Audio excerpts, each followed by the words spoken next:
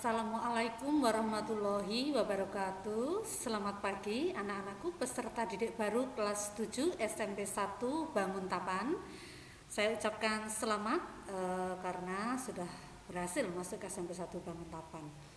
Pada pagi hari ini saya Sita Resmi akan memberikan materi tentang muatan kurikulum dan panduan akademik untuk SMP Negeri 1 Banguntapan, Bantul.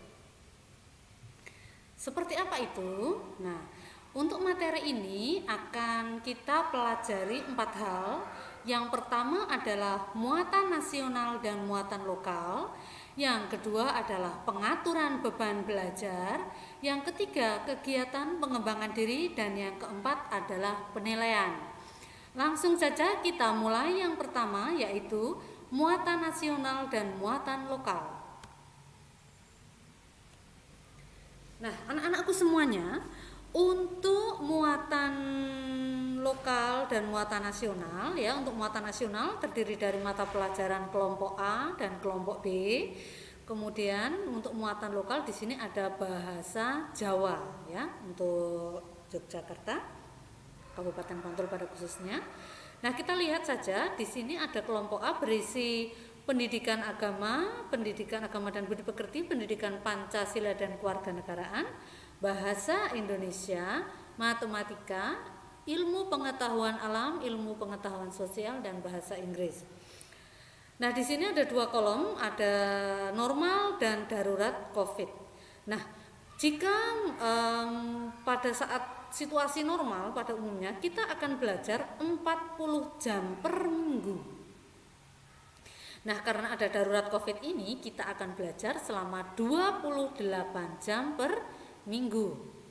Nah, pendidikan agama dan PKN yang tadinya 3 jam untuk muatan normal, dia berubah menjadi 2 jam.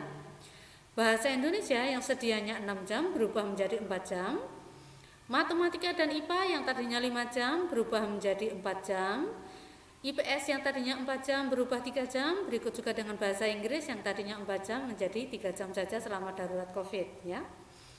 Kemudian ada kelompok B berisi seni budaya, pendidikan jasmani, olahraga dan kesehatan atau PJUK, dan prakarya atau informatika. Tapi untuk kelas 7, 8, 9 yang lalu kita menggunakan yang prakarya, ya.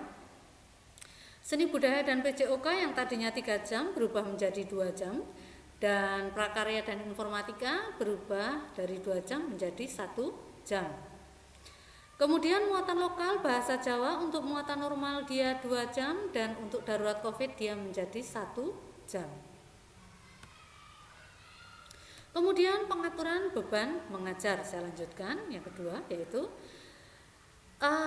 pembelajaran tatap muka, ya. Kita biasanya sebelum darurat COVID selalu melaksanakan pembelajaran tatap muka. Jadi adalah merupakan beban belajar yang harus dilaksanakan oleh peserta didik dalam 1 minggu, 1 semester, dan 1 tahun pembelajaran. Nah, beban belajar di SMP dinyatakan dalam jumlah per minggu. Untuk kelas 7, 8, 9 adalah 40 jam per minggu, dan setiap 1 jam pelajarannya adalah 40 menit. Nah, beban belajar kelas 7, 8, 9 dalam 1 semester paling lama 20 minggu, dan dalam 1 tahun pelajaran adalah 18 minggu. Biasanya waktu untuk semester genap lebih pendek, ya, dia adalah 18 minggu. Nah, karena masa pandemi ini kita akan melakukan pembelajaran. Biasanya waktu yang sudah pengalaman kemarin, kita juga mengadakan tatap muka terbatas dan juga pembelajaran dari rumah. Nah, karena saat ini sedang ada PPKM darurat, maka untuk tahun pelajaran 2021 dan 2022, teknis pelaksanaannya masih menunggu dari Dinas Dikpora Kabupaten Bantul. Nah, selain pembelajaran tatap muka terbatas untuk pandemi COVID, ada juga pembelajaran non tatap muka. Maksudnya adalah pemberian materi ajar esensial dan penugasan. Jadi, pemberian materi pembelajaran dan penugasan dikerjakan mandiri oleh siswa dari rumah. Bapak Ibu guru juga memberikan materi anak-anak mempelajari sendiri di rumah, tentunya dengan berkonsultasi dengan Pak Ibu Guru boleh ya.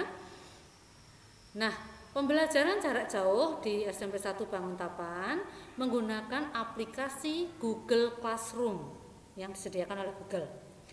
Jika belum familiar, silakan di browsing dulu di Google.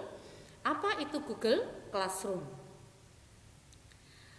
Nah, pada pandemi COVID ini tahun pelajaran 2021-2022 kita akan masuk 6 hari sekolah supaya dan tidak ada 5 hari sekolah ya untuk efektivitas, keterlaksanaan dan daya serap sebagai target kurikulum.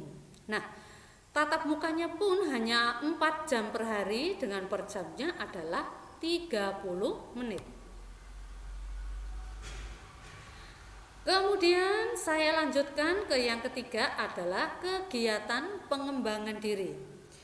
Adapun kegiatan pengembangan diri terdiri dari 3. Yang pertama adalah kegiatan pembiasaan, yang kedua adalah kegiatan ekstrakurikuler, dan yang ketiga adalah kegiatan atau pelayanan konseling. Kegiatan pembiasaan ada beberapa macam. Yang pertama adalah penguatan pendidikan karakter, spontan dan keteladanan. Penguatan pendidikan karakter meliputi 5 karakter, yaitu religius, nasionalis, mandiri, gotong royong, dan integritas. Nah, religius kegiatannya adalah salaman pagi, sholat duha setiap Kamis, sholat zuhur berjamaah, dan sholat Jumat. Apakah kalau tidak Kamis boleh sholat duha? Boleh ya, kakak-kakak kelasmu itu biasanya rajin ya, sebelum mulai pembelajaran atau waktu istirahat pertama banyak sekali yang sholat duha di luar hari selain hari Kamis ya. Kemudian nasionalis ya, ada upacara bendera dan apel kedisiplinan. Kemudian ada mandiri. Mandiri ini adalah aktif dalam menyelesaikan tugas secara mandiri dengan mencari sumber dari mana saja. Kemudian gotong royong yaitu kerja bakti membersihkan lingkungan sekolah. Integritas adalah jujur dan bertanggung jawab dalam melaksanakan program sekolah. Kemudian untuk kegiatan spontan yaitu kegiatan tidak terjadwal dalam kejadian khusus sebagai perwujudan visi sekolah, khususnya terpuji dalam perilaku. Contohnya, kita harus memberi salam kepada Bapak Ibu Guru ketika berjumpa dan juga kepada teman-teman, teman sebaya, teman kakak kelas ya, adik kelas. Kemudian kita wajib membuang sampah pada tempatnya atau tempat sampah ya begitu, dan juga membantu teman yang sedang kesulitan. Kemudian keteladanan yakni kegiatan dalam bentuk perilaku sehari-hari seperti berpakaian rapi, datang tepat waktu sebagai wujud implementasi visi sekolah yang simpatik dalam penampilan.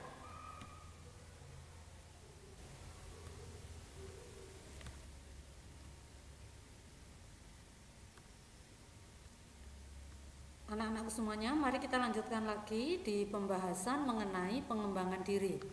Nah, kegiatan pengembangan diri tadi setelah kegiatan pembiasaan ada yang dimaksud dengan kegiatan ekstrakurikuler. Ada berbagai macam kegiatan ekstrakurikuler di SMP 1 Banguntapan. Nah, kegiatan ekstrakurikuler yang wajib diikuti adalah kegiatan kepramukaan ya. Jadi wajib bagi kelas 7 dan kelas 8 untuk mengikuti ekstra kepramukaan. Selain itu ada ekstrakurikuler basket, komputer, marching band, paduan suara, futsal, bola voli, pencak silat, karawitan, tata boga, seni tari, dan English Club. Untuk masa sebelum pandemi, ekstrakurikuler diadakan setiap hari Senin dan hari Rabu. Tapi ada juga di hari lain sesuai dengan kesepakatan dengan pelatih juga bisa. Nah, selama masa pandemi ini, kegiatan ekstrakurikuler sementara ini yang dilaksanakan hanya yang wajib saja, yaitu pramuka. Kemudian kegiatan pengembangan diri yang berikutnya adalah layanan atau pelayanan konseling. Jadi tadi kegiatan pembiasaan sudah, ekskul sudah, sekarang adalah pelayanan konseling. Apa itu pelayanan konseling?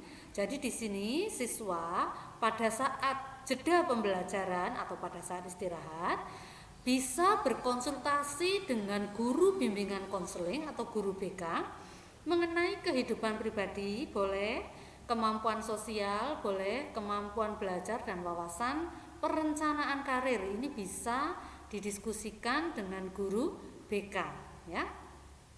Nanti sudah ada ditentukan sendiri-sendiri guru BK tiap kelasnya adalah siapa. Nah, selanjutnya saya lanjutkan ke muatan kurikulum dan panduan akademik di yang angka keempat, yaitu tentang penilaian. Nah, yang pertama kita akan belajar bagaimana tentang aspek penilaiannya. Nah, aspek penilaian yaitu mencakup penilaian pengetahuan, keterampilan, dan sikap. Nah, bagaimana konversinya dan cakupannya sebagai berikut. Untuk nilai kompetensi pengetahuan dan keterampilan, jika nilai kurang dari 75, Anda akan mendapat predikat D.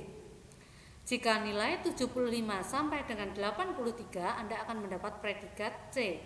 Dan jika nilai 84 sampai dengan 92, Anda akan mendapat predikat B. Predikat A jika Anda mempunyai rentang nilai antara 93 sampai dengan 100. Penilaian adapun yang dinilai adalah penilaian sikap dan penilaian sikap dan spiritual juga dinilai. Jadi selain nilai pengetahuan dan keterampilan, dinilai juga nilai sikap. Nah, sikap meliputi sikap spiritual dan sosial. Nah, ini rentang nilainya adalah sangat baik, baik, cukup, dan kurang.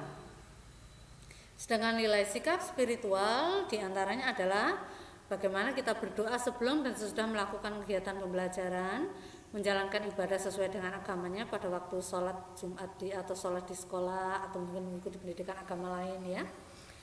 Memberi salam pada saat awal dan akhir kegiatan, bersyukur atas nikmat dan karunia Tuhan, mensyukuri kemampuan manusia dalam mengendalikan diri, bersyukur ketika berhasil mengerjakan sesuatu, dan berserah diri kepada Tuhan setelah berusaha.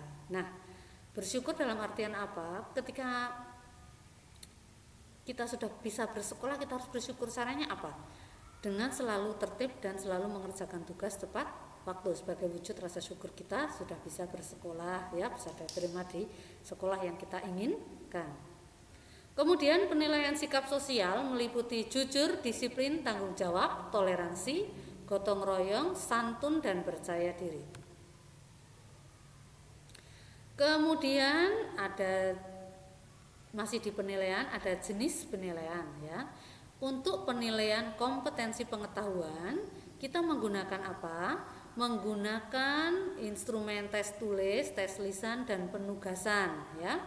Tes tulis itu berupa apa? Bisa soal pilihan ganda, soal esai, jawaban singkat, ya, menuliskan benar atau salah, menjodohkan, dan juga uraian. Kemudian untuk instrumen uraian biasanya dilengkapi dengan pedoman penskoran, ya. Kemudian untuk tes lisan biasanya berupa daftar pertanyaan. Kemudian instrumen penugasan biasanya berupa pekerjaan rumah atau proyek yang dikerjakan secara individu ataupun kelompok sesuai dengan karakteristik tugas. Penilaian keterampilan.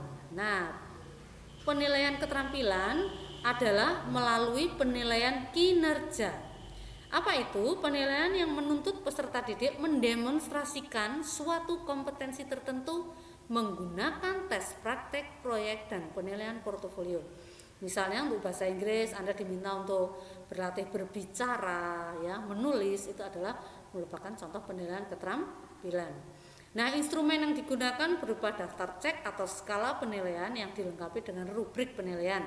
Misalnya akan dapat skor 4 jika Anda lancar dalam berbicara dan beserta isinya komprehensif dengan tema, misalnya seperti itu. 3 jika kurang lancar, 2 jika tidak lancar, 1 jika tidak lancar sama sekali. Nah, itu contoh rubrik penilaiannya, ya. Nah, tes praktek adalah penilaian yang menuntut respon berupa keterampilan melakukan suatu aktivitas atau perilaku sesuai dengan tuntutan kompetensi. Project adalah tugas-tugas belajar yang meliputi perancangan, pelaksanaan, dan pelaporan secara tertulis maupun lisan dalam waktu tertentu. Nah, contohnya misalnya proyek A nanti akan diberi rentang waktu 1 minggu. Kemudian yang ketiga, penilaian portofolio adalah penilaian yang dilakukan dengan cara menilai kumpulan seluruh karya dalam bidang tertentu yang bersifat reflektif integratif untuk mengetahui minat, perkembangan, prestasi, dan kreativitas siswa dalam kurun waktu tertentu, misalnya dalam 1 semester gitu ya. Karya tersebut dapat berbentuk tindakan nyata yang mencerminkan kepedulian peserta didik terhadap lingkungannya. Misalnya contoh pelajaran prakarya untuk membuat barang-barang dari limbah, daur ulang, dan lain sebagainya.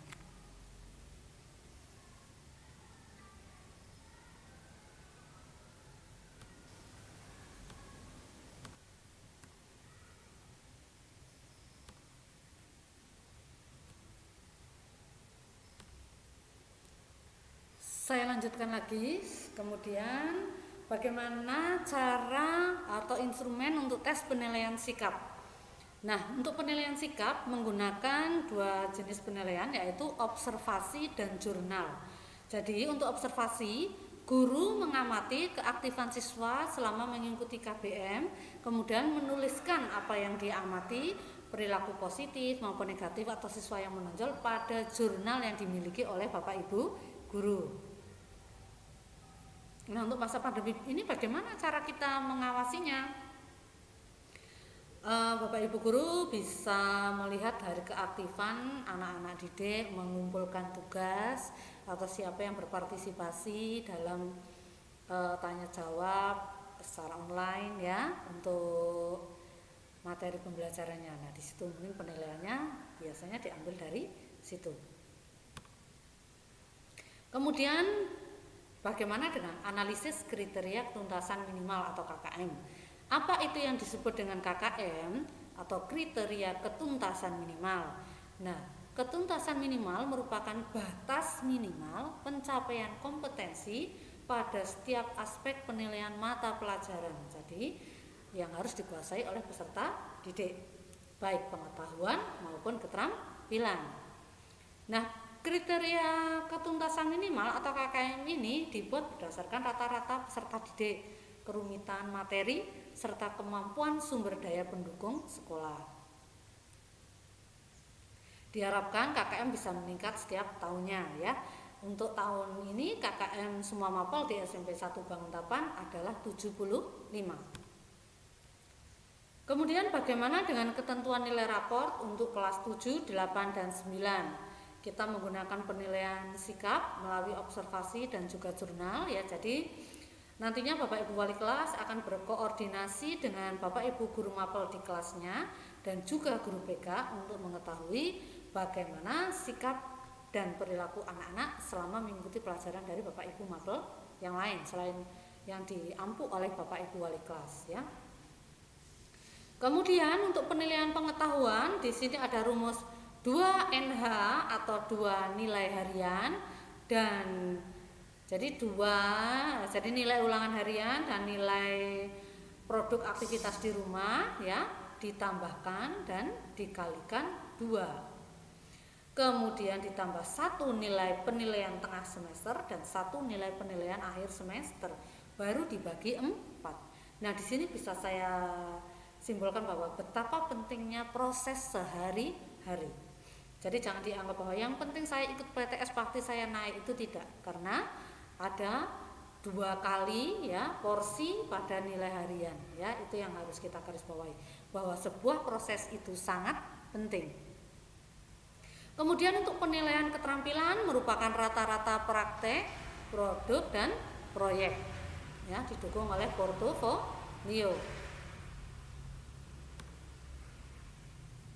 Kemudian bagaimana kriteria kenaikan kelas? Tentunya dia harus menyelesaikan seluruh program pembelajaran dalam 2 semester pada tahun pelajaran yang diikuti, mendapatkan nilai sikap baik sesuai dengan kriteria ya, nilai ekstrakurikuler kepramukaan minimal baik ya sesuai dengan kriteria yang ditetapkan oleh sekolah ya.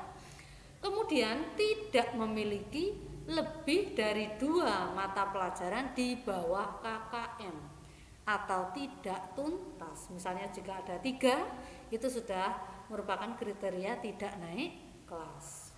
Kemudian yang paling penting juga memiliki tingkat kehadiran semester genap minimal 95%.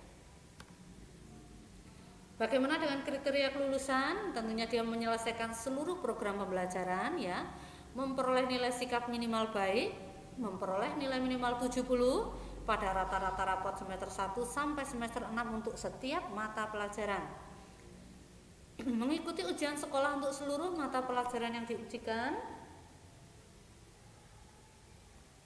dan memiliki tingkat kehadiran semester genap minimal 95%. Pembelajaran remedial dan pengayaan. Remedial adalah perbaikan ya, ditujukan kepada siswa yang belum mencapai KKM. Ya, caranya bagaimana? Pembimbingan secara individu jika ada anak-anak yang memerlukan bimbingan secara individual ya, mengalami kesulitan yang berbeda-beda.